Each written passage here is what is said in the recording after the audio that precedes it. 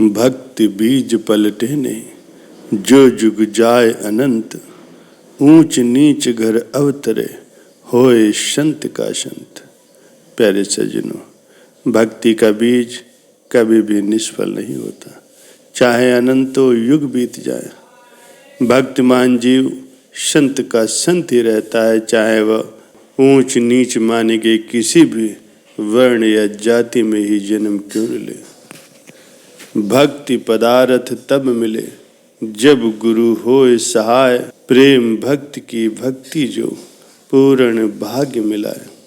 प्यारे सज्जनों, भक्त रूपी अमूल्य वस्तु तभी मिलती है जब यथार्थ में सद्गुरु मिल जाते हैं, उनका नाम उपदेश प्राप्त हो जाता है। जो प्रेम प्रीत से पूर्ण भक्ति है वो पुरुषार्थ रूपी पूर्ण भाग्योदय होने पर ही मिलती है। भक्ति के बिना कोई भी मुक्ति नहीं पा सकता, चाहे लाखों लाख यत्न क्यों न कर ले। प्यारे सज्जनों, कोई भले ही कितने धन दौलत के अंबार खड़ा कर ले, बड़ा सत्ताधीश हो जाए, उसका हृदय तो तपता ही रहता है।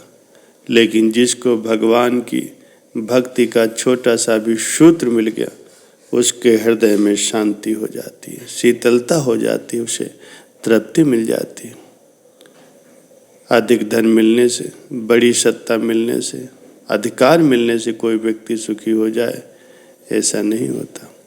धन सत्ता व अधिकार के बिना भी यदि हृदय में भगवत प्राप्ति हो, संतों के लिए प्रेम हो, सत्कर्म में रुचि हो और परमेश्वर को पाने की ललक हो, तो व्यक्ति तो धन्य है ही, उसके माता पिता भी धन्य है, उसका पूरा कुल ही धन्य है।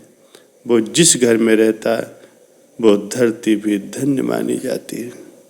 प्यारे सज्जनों, प्राचीन समय में एक सेन जी नाम के संत हुए। सेन जी महाराज पेशे से नाई थे और कहा जाता है कि वे एक राजा के पास काम करते थे। उनका काम राजा वीर सिंह की मालिश करना, उनके बाल और नाखून काटना था। उस दौरान भक्तों की एक मंडली थी। सेन महाराज उस मंडली में शामिल हो गए और भक्ति में इतने लीन हो गए कि एक बार राजा के पास जाना ही भूल गए।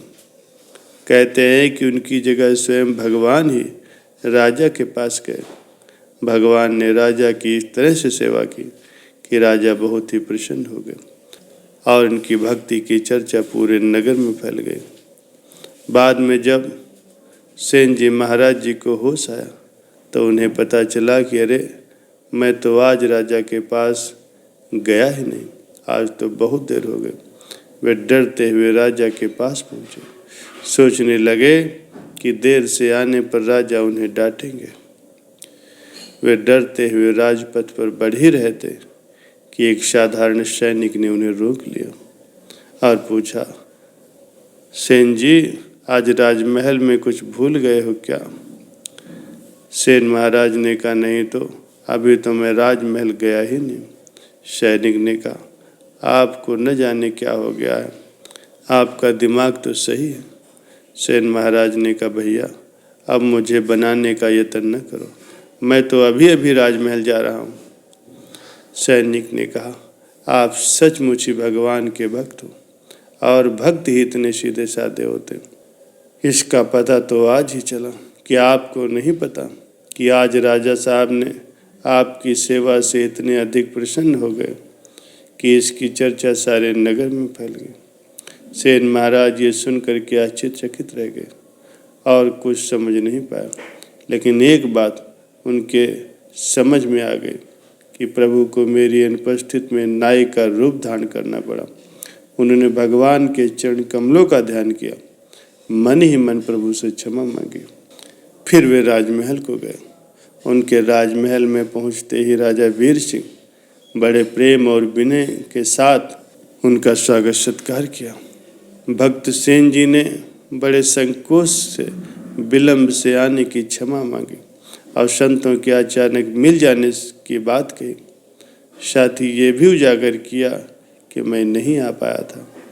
ये सुनकर के राजा ने सेन के चरण पकड़ लिए।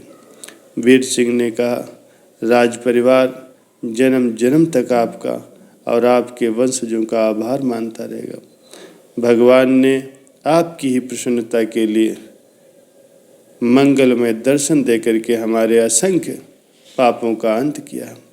ये सुनकर के दोनों ने एक दूसरे का जी भर के आलिंगन किया। प्यारे सज्जनों, भक्त सेन जी महाराज नित्य प्रातःकाल स्नान, ध्यान और भगवान के स्मरण, पूजन और भजन के बाद ही राज सेवा के लिए घर से निकलते थे और दोपहर को लौट आते थे। संत सेन जी महाराज जी बचपन से ही काफ़ी विनम्र, दयालु और ईश्वर में दृढ़ विश्वास रखने वाले थे।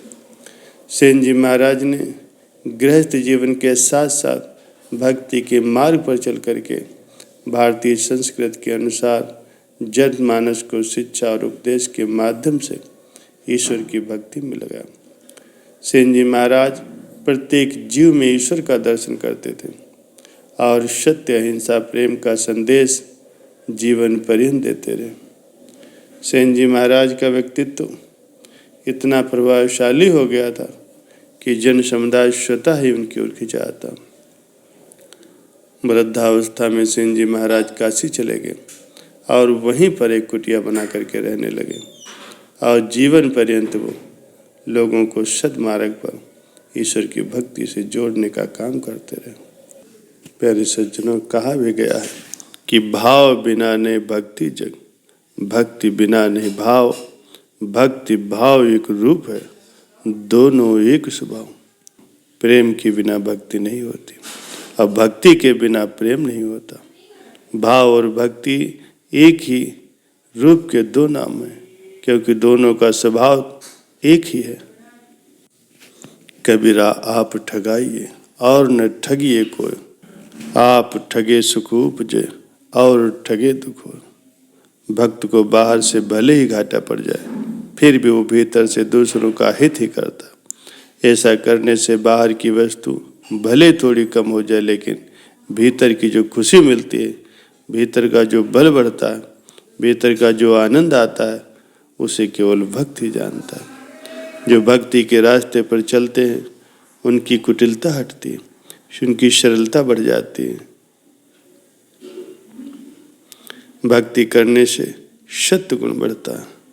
भक्त कभी कभार जरूरत पड़ने पर अगर प्रतिक्रिया भी करता है तो हिंसा से नहीं, वरन सामने वाले की भलाई के लिए करता है, ताकि उसकी गलती दूर हो जाए और वो भी सत्य के पथ पर चल पड़े।